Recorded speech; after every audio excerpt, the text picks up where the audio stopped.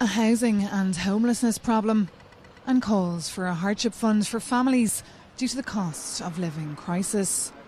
It's under this context that Dublin's hosting the European Liberal Congress this year. Over 1,000 Liberal Democrats from all across the continent have come. With the war in Ukraine and inflation rates at historic highs, their challenges are immense. It also has another implication around inflation, cost of living, potential threats to the economic outlook for the next number of years. So they're all significant issues that could feed into discontent with the broader electorate. But I mean, centrist politics and liberal politics has to defend its space, has to explain itself, and has to reconnect. In Europe today, the Liberals claim 70 member parties, 6 European commissioners and 5 prime ministers.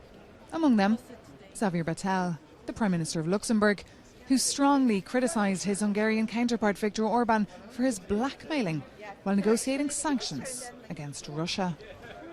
We had a deal, and a deal is a deal.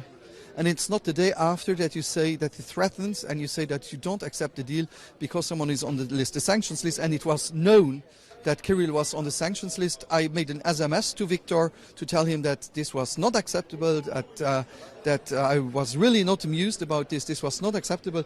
I'm still waiting for an answer. But Ukraine's potential candidacy, a big talking point, with one Ukrainian MP telling me they'll do everything to join the bloc. Ukraine needs to receive clear candidacy on this gathering and make sure that we have a concrete plan of what we need to do. And then just leave it on us. We will work as hard as possible to check every single box from the list. Meanwhile, with equality on the rise and a huge urban-rural divide across the continent, the Liberals, like all mainstream political groups, will have to think hard to win over those feeling left behind. Maeve McMahon, Euronews, Dublin.